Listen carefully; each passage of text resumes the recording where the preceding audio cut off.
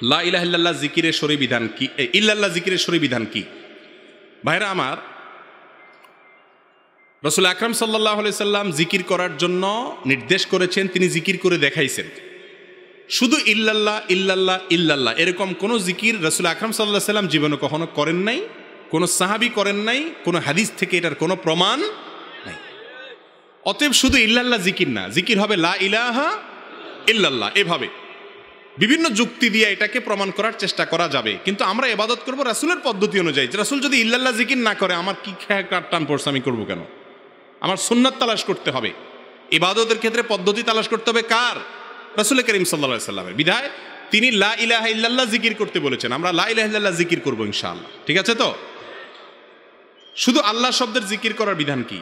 মুখে এমনি শুধু আল্লাহ এ নাম আসতেই পারে, এটা কারণে সওয়াবও হবে।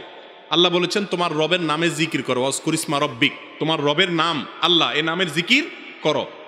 কিন্তু তাই বলে আল্লাহ আল্লাহ আল্লাহ এভাবে আলাদা জপা সংখ্যা ঠিক করে এরকম কোনো নির্দেশনা ইসলামে আমাদেরকে দেয় নাই। সুবহানাল্লাহ, আলহামদুলিল্লাহ, লা ইলাহা ইল্লাল্লাহ, আল্লাহু আকবার, সুবহানাল্লাহ ওয়া বিহামদিহি, সুবহানাল্লাহ আযীম, এগুলো সব শিক্ষা দিছে। শুধু আল্লাহ আল্লাহ আল্লাহ এভাবে আলাদা জপার শিক্ষা দেওয়া হয় নাই। তবে হ্যাঁ, ওই যে আল্লাহর নেয়ামতের কথা বলতে গিয়ে বিভিন্ন সময় আল্লাহর নামের জিকির আসাটা দোষের না। শুধু আল্লাহর নামের কথা আসতেই পারে বিভিন্ন প্রসঙ্গে, কিন্তু আল্লাহ আল্লাহ আল্লাহ নির্দিষ্ট সংখ্যায় জপার কথা কোরআন হাদিসে কোথাও বলা হয়নি।